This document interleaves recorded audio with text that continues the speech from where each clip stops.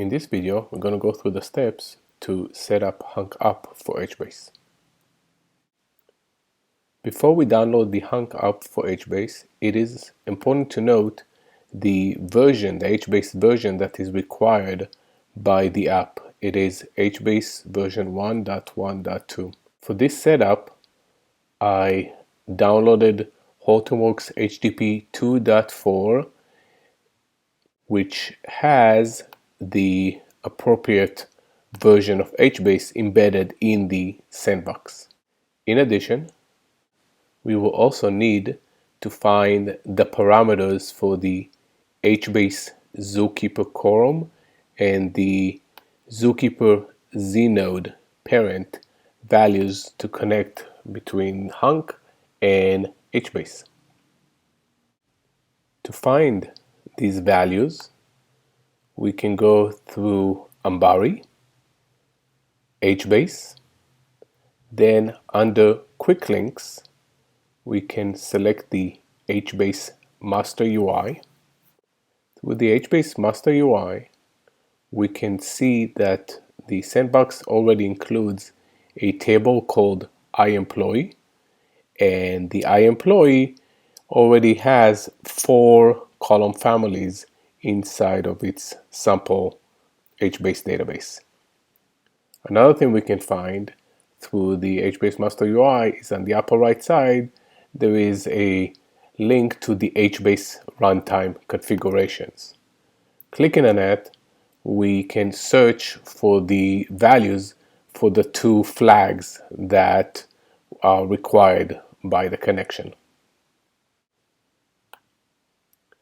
Scanning the iEmployee table, we can see the 4 column families that we discovered earlier, the insurance, the payroll, as well as the columns within each one. For example, the insurance has 4 columns: dental, health, life, and vision, as well as the values that are associated with these columns. We are going to use that data later when we map the Hbase configuration to this particular table. The next part of the setup is to download Hunk and install it into the Hortonworks sandbox. Once we have done that, we can go in and click on Apps and download the Hunk app for Hbase. Once we install the Hunk app for Hbase, we can go through Settings, Virtual Indexes.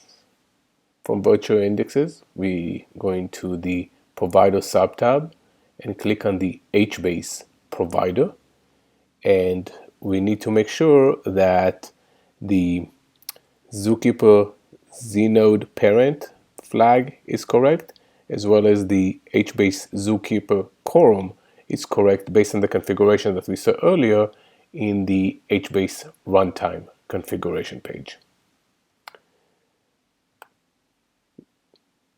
Once we have set up the connection to Hbase, the next part is to link the virtual indexes to the Hbase column families. To do that, we click on New Virtual Indexes. In my case, I already set it up.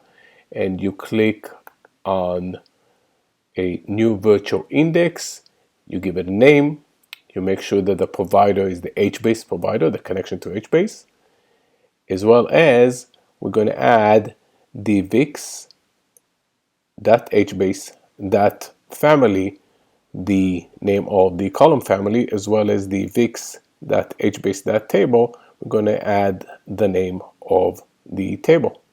We can also tell Hunk to go in and bring all of the column families using a simple trick. Simply by using the star on vix.hbase.family, it will bring us all the column families from our iEmployee table. So for example, in this case, when I search through the employee all column families, Hunk will go in and give us all the different column families as a one unified visualization.